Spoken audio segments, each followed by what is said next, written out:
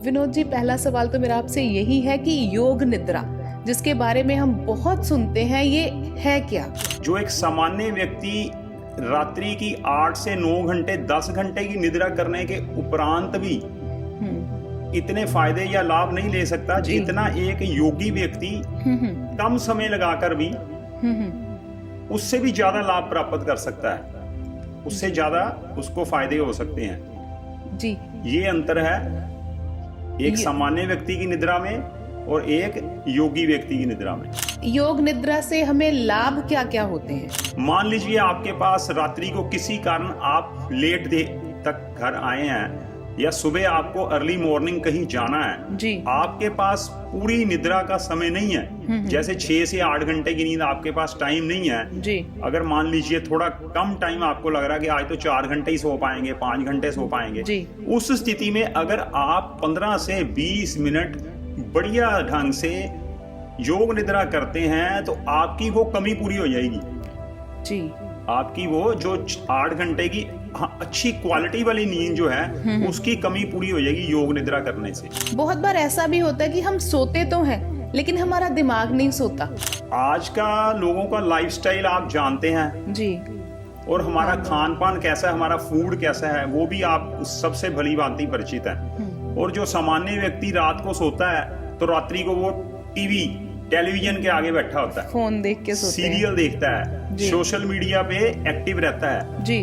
उसका ब्रेन जो है ना वो शांत ही नहीं होता जी। जबकि योग में बोला जाता है आप कम से कम 45 मिनट या 60 मिनट के लिए स्वयं को इन चीजों से दूर कर लीजिए जी। जब आप सोने के लिए जाएं आप बिल्कुल शांत हों, आप कोई प्राणायाम कर सकते हैं, जैसे भ्रामरी प्राणायाम कर लिया, आप मेडिटेशन कर सकते हैं सोने से पहले, आप ओम का उच्चारण कर सकते हैं सोने से पहले, जिससे आपको अच्छी गहरी नींद आए जी। और उस जो आपने थोड़ा समय लगाया रात्रि को, चाहे मान लीजिए 10 मिनट 12-15 मिनट लगाएं, उस 12-15 मिनट में आपने अपनी निद्रा के लिए एक तरह से आधार बना लिया, एक बेस बना लिया, फाउंडेशन बना ली जी। उसके बाद जो निद्रा आपको आएगी, आप जितने भी घंटे के लिए सोएंगे वो बहुत ज्यादा लाभकारी होगी, बहुत ज्यादा प्रभावी होगी।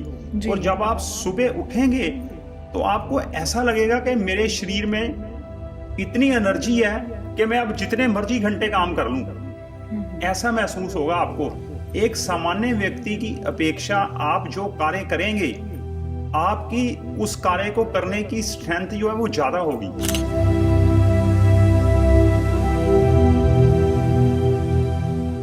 सेंट सोल्जर टाइम्स पर मैं हूं जसप्रीत कौर शेरगिल और हाजिर हूं आज का ये पॉडकास्ट लेकर। और आज मेरे इस पॉडकास्ट में मेरे साथ मौजूद हैं योग आचार्य विनोद बहल जी, जिनसे हम बात करेंगे योग निद्रा के ऊपर और उनसे जानेंगे कि योग निद्रा से हम कौन सी जो हमारी प्रॉब्लम्स हैं उनको सॉल्व कर सकते हैं, कैसे योग निद्रा जो है हमें मेंटली स्ट्रांग बनाता है और हमारी हेल्थ को फिट रखता है। तो बहुत बहुत स्वागत है सर आपका हमारे इस पॉडकास्ट में। विनोद जी, पहला सवाल तो मेरा आपसे यही है कि योग निद्रा जिसके बारे में हम बहुत सुनते हैं, ये है क्या? योग निद्रा जो है एक योगी व्यक्ति की निद्रा है। जैसे कोई सामान्य व्यक्ति है, मान लीजिए, वो उसकी निद्रा और एक योगी व्यक्ति की निद्रा में अंतर है जी। जो योगी व्यक्ति है वो बहुत कम समय में अपने शरीर को, जो एक सामान्य व्यक्ति रात्रि की 8 से 9 घंटे 10 घंटे की निद्रा करने के उपरांत भी इतने फायदे या लाभ नहीं ले सकता जितना एक योगी व्यक्ति कम समय लगाकर भी उससे भी ज्यादा लाभ प्राप्त कर सकता है, उससे ज्यादा उसको फायदे हो सकते हैं जी। ये अंतर है एक सामान्य व्यक्ति की निद्रा में और एक योगी व्यक्ति की निद्रा में। जी। तो योग निद्रा मतलब योगी की निद्रा और एक हमारे जैसे जो आम लोग हैं उसकी निद्रा में फर्क क्या होता है? जो योगी व्यक्ति है, मैं फिर से दोहराता हूं, वो जब योग निद्रा करने के लिए जाता है, योग निद्रा करता है, तो उसको वो सारे लाभ मिल जाते हैं, वो सारे बेनिफिट्स उसको मिल जाते हैं, जिससे वो अपने अगले दिन की शुरुआत जब करता है तो पूरी शरीर में उसके स्फूर्ति नव चेतना का संचार, वो अपने आप को एनर्जेटिक महसूस करता है, जबकि उसने कम समय लगाया निद्रा में जी। उसने एक सामान्य व्यक्ति की अपेक्षा कम समय लगाया और एक सामान्य व्यक्ति से ज्यादा वो एनर्जेटिक दिखेगा आपको जी। उसके चेहरे की कांति में आपको साफ स्पष्ट अंतर दिखाई देगा एक सामान्य व्यक्ति की अपेक्षा में। बहुत बार ऐसा भी होता है कि हम सोते तो हैं लेकिन हमारा दिमाग नहीं सोता। बिल्कुल, मतलब आपने हम नींद में भी जागते हुए होते हैं। बहुत बढ़िया आपने ये क्वेश्चन पूछा, बहुत ही बढ़िया, और ये होना भी चाहिए था क्वेश्चन बीच में। देखिए, जो सामान्य व्यक्ति है, आज का लोगों का लाइफस्टाइल आप जानते हैं जी। और हमारा खान पान कैसा है, हमारा फूड कैसा है, वो भी आप उस सबसे भली भांति परिचित है। और जो सामान्य व्यक्ति रात को सोता है तो रात्रि को वो टेलीविजन के आगे बैठा होता है, फोन देख के सोते हैं, सीरियल देखता है, सोशल मीडिया पे एक्टिव रहता है जी। उसका ब्रेन जो है ना वो शांति नहीं होता जी। जबकि योग में बोला जाता है आप कम से कम 45 मिनट या 60 मिनट के लिए स्वयं को इन चीजों से दूर कर लीजिए जी।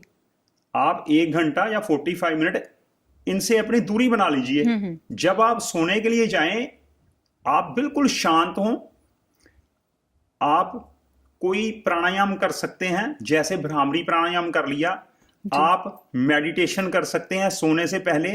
आप ओम का उच्चारण कर सकते हैं सोने से पहले, जिससे आपको अच्छी गहरी नींद आए जी। और उस जो आपने थोड़ा समय लगाया रात्रि को, चाहे मान लीजिए 10 मिनट 12-15 मिनट लगाएं, उस 12-15 मिनट में आपने अपनी निद्रा के लिए एक तरह से आधार बना लिया, एक बेस बना लिया, फाउंडेशन बना ली जी। उसके बाद जो निद्रा आपको आएगी, आप जितने भी घंटे के लिए सोएंगे वो बहुत ज्यादा लाभकारी होगी, बहुत ज्यादा प्रभावी होगी।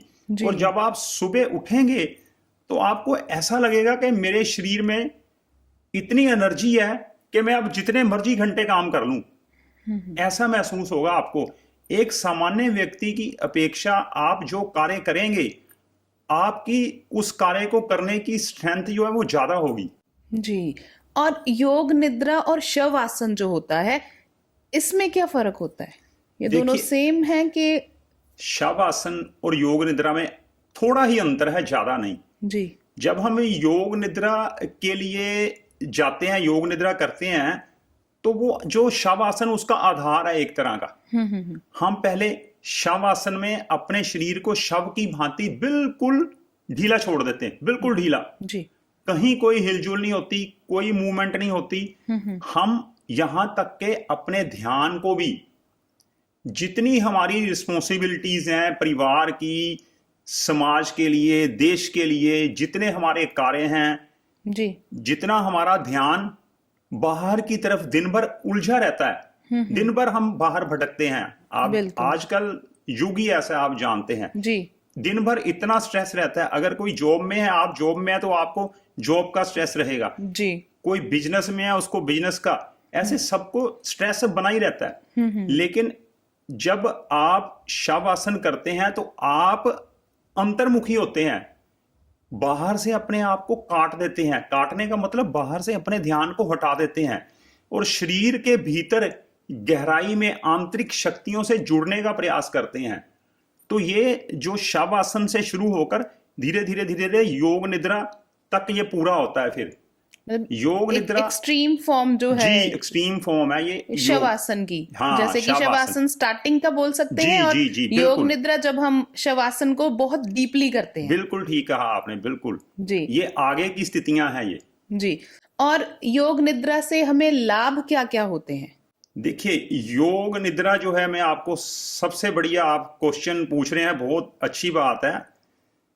योग निद्रा जो है, सबसे पहले तो मान लीजिए कभी परिस्थितियां अनुकूल नहीं होती जी। अब जीवन जो है एक साथ सदैव चले, ऐसा पॉसिबल नहीं है, संभव नहीं है, आप जानते हैं जी। कई बार परिस्थितियां प्रतिकूल हैं।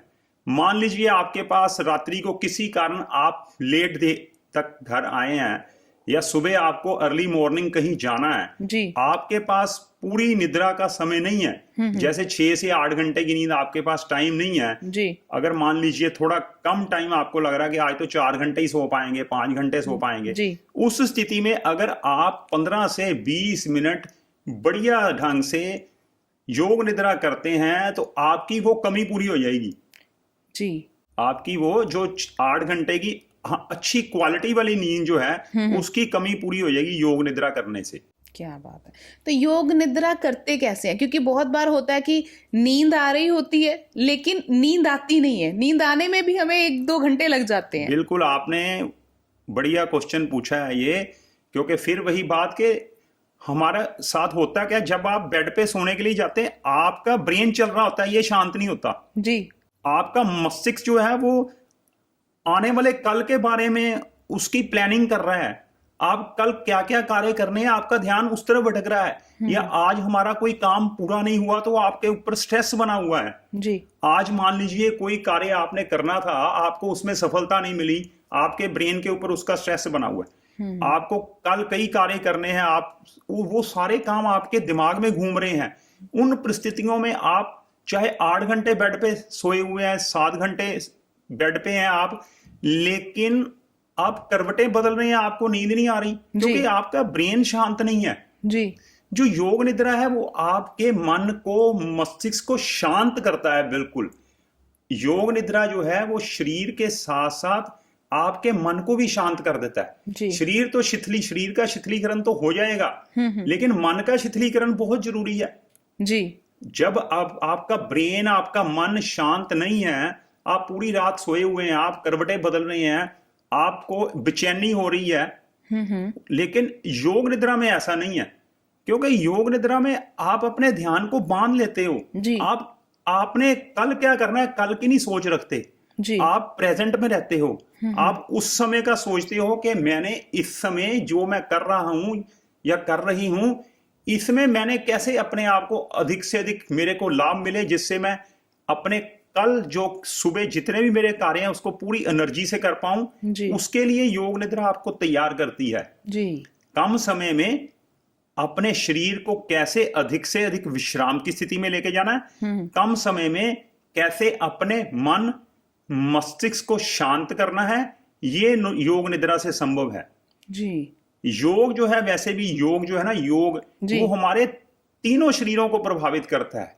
तीनों शरीर, एक जो हार्ड मास का बना हुआ है, हम एक दूसरे को दिखते हैं जी। दूसरा जो है सूक्ष्म शरीर, इसके अंदर छोटा शरीर है। तीसरा शरीर जो है कारण शरीर, मन, बुद्धि इत्यादि जी, इनको शांत करता है योग, और योग निद्रा में ये सब संभव है जी। आप योग के साथ कैसे जुड़े, ये जरूर बहुत बताएं। पुरानी बात है, आज से लगभग मान के चलिए आप 35-40 वर्ष पहले, जब मैं बचपन में मेरे को खुद को श्वास रोग से पीड़ित था। जैसे मान लीजिए मैं श्वास का रोग, मेरे को लगता था कि मेरे को श्वास लेने में प्रॉब्लम आती थी, साए साए की आवाजें आती थी। वो श्वास नलिकाओं में जब जमावट होती है, क्योंकि बचपन था, कई बार खान पान बच्चों का ऐसा होता है, आप सब जानते हैं। तो फिर उसके बाद धीरे धीरे मैंने ये सोचा कि ये जो मेडिसिन एलोपैथिक में यूज करते हैं वो टेम्परेरी इलाज है जी, वो ठीक तो करती हैं लेकिन वो सदा के लिए ठीक नहीं करती। वो हमारे अंगों को, जो हमारे अंगों को, उनकी एफिशिएंसी नहीं बढ़ाती। जैसे ये जो श्वास का रोग है, ये फेफड़ों से जुड़ा हुआ है जी, फेफड़ों से जुड़ा हुआ है।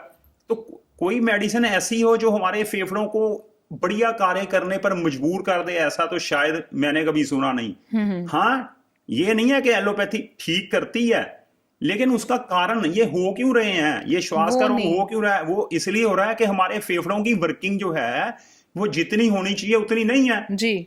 तो योग के माध्यम से फिर मैंने अपने फेफड़ों को इतना स्ट्रोंग किया कि तब से लेकर आज तक योग की दया से, योग के ही चमत्कार से मैं बिल्कुल ठीक हूं। कभी श्वास क्या और भी किसी तरह की कोई भी मेडिसिन लेने की जरूरत नहीं पड़ी। क्या बात है। और फिर आपने सोचा कि ये ज्ञान ले तो लिया है, अब इसको दूसरों के साथ भी बांटा जाए। जी, ये बहुत जरूरी है, और ये एक पंक्ति जो है बीच में, ज्ञान बांटने से बढ़ता है। बिल्कुल, ज्ञान जो है ना वो बांटने से बढ़ता है जी। और आपने आज तक कितने लोगों को, मतलब ये योग निद्रा जो है उसकी प्रैक्टिस करवाई है? इसके बारे में मैं गिनती नहीं गिन सकता हूँ। मेरे को अब 30 ईयर प्लस हो गए हैं, 30 साल से ज्यादा हो गए मेरे को योग से जुड़े हुए जी। अनगिनत लोगों को योग कराया, अनगिनत लोगों को, गिनती नहीं है।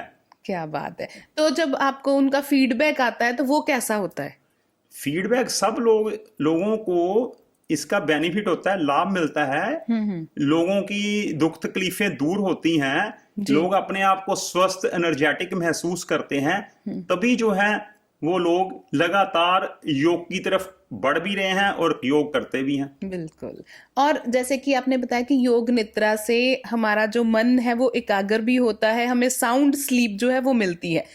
तो कई बार ऐसे होता है कि हमें रात को नींद नहीं आती, ठीक है, दिन में हम थके थके, तो मतलब योग निद्रा को हम किसी भी टाइम पे प्रैक्टिस कर सकते हैं? योग निद्रा को आप कभी भी कर लीजिए, किसी भी समय, जब आपको जरूरत है। चाहे नहीं भी जरूरत तब भी कर लीजिए, नहीं भी जरूरत आप अपने आप को बहुत एनर्जेटिक महसूस करेंगे।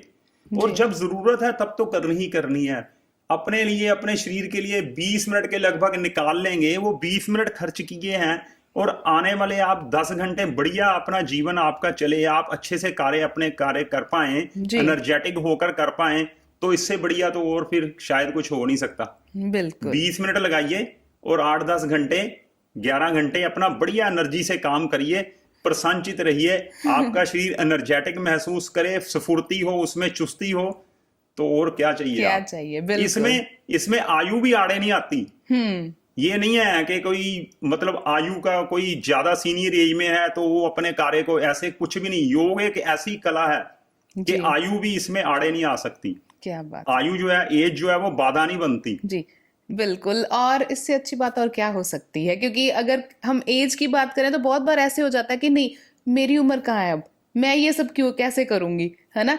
बहुत बार ऐसा होता है। लेकिन योग एक ऐसी चीज है कि उम्र की इसमें कोई सीमा नहीं है। 5 साल से लेकर 80 साल तक का व्यक्ति, कोई भी हो, महिला हो, पुरुष हो, इसको कर सकते हैं, उससे भी ज्यादा कर सकते हैं अगर उनका भोजन पर अपना सेल्फ कंट्रोल है तो।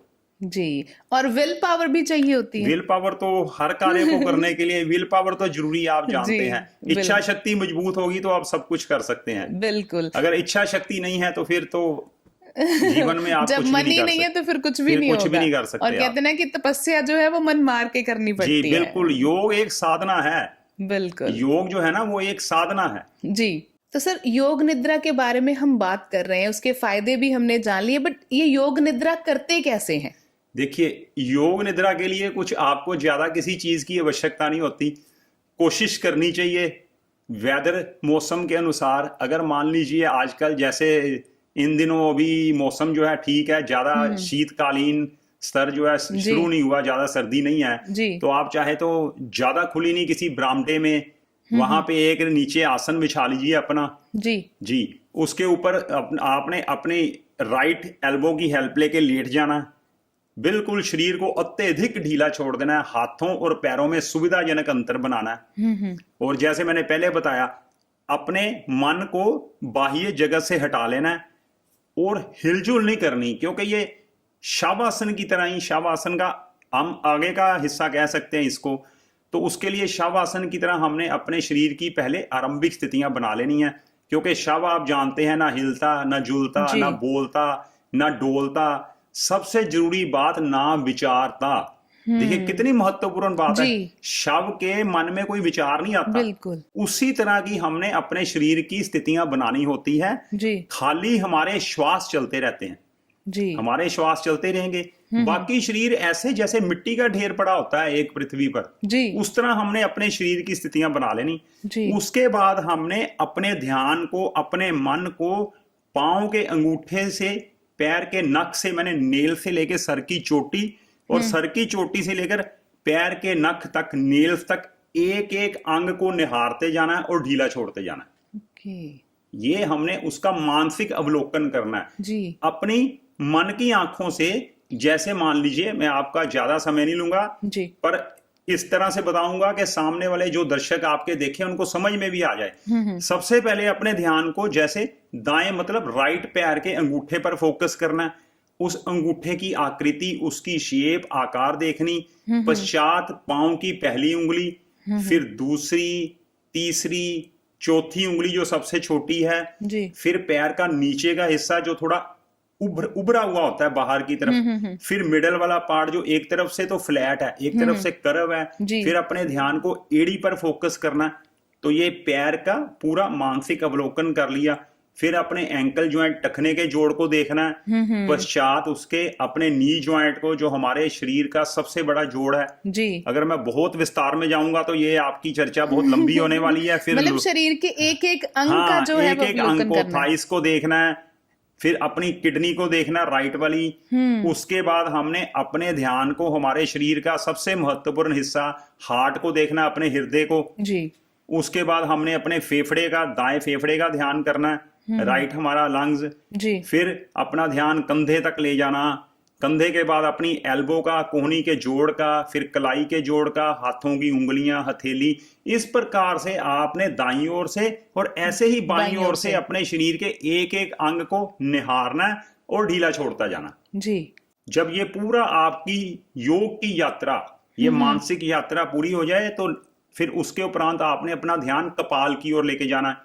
अपनी चिन को देखना, ठुड्डी को, ऊपर नीचे के होंठ, यहां तक के अपने दांतों की पंक्ति, नीचे वाली, ऊपर वाली, और जो मध्य में हमारी जीवा है उसका ध्यान करना है। अपने दोनों कर्ण द्वार मतलब कानों को, आंखों को, और उसके बाद सबसे अंत में अपने ध्यान को अपने भूमध्य भ्रुकुटी या पिट्यूटरी ग्लैंड, जहां पे हम तिलक टीका बिंदी लगाते हैं, उससे 1-1.5 इंच अंदर गहराई में जहां आज्ञा चक्र है, योग की भाषा में इस भाग को आज्ञा चक्र बोला गया जी। वहां पर फोकस करना है और वहां पर फिर ध्यान को लगाना है।